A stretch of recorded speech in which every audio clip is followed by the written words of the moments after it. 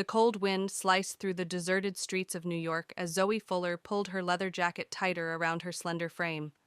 Her breath came in short, measured gasps, fogging up in the frigid air.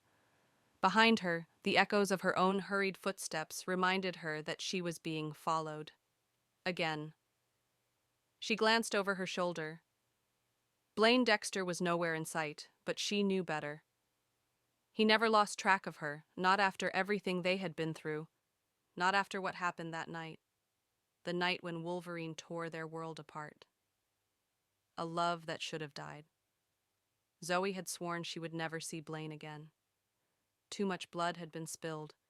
Too many memories burned into her mind like scars that refused to fade. But fate had a cruel way of rekindling old flames in the most unforgiving of ways. The moment she spotted the shadows shifting in the alley beside her, she spun, her gun drawn.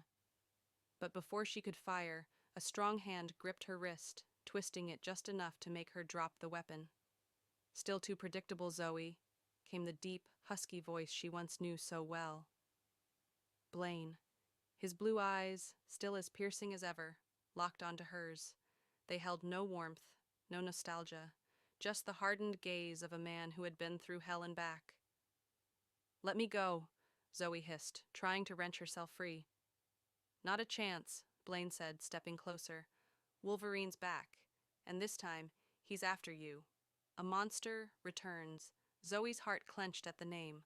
Wolverine, the man responsible for the deaths of their team.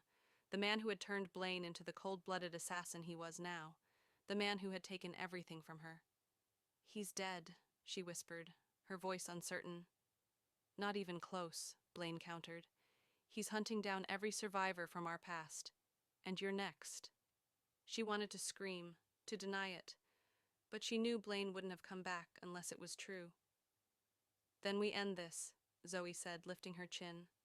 "Together." For the first time in years, Blaine smirked. The final confrontation. The warehouse reeked of gasoline and metal. Zoe clutched her gun tightly as she and Blaine crept through the shadows. Somewhere in the darkness, Wolverine lurked, waiting for them. A deep, bone-chilling laugh echoed from the rafters above.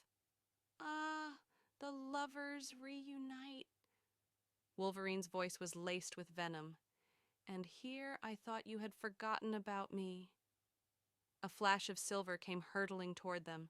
Blaine tackled Zoe just as a throwing knife buried itself into the wooden crate behind her.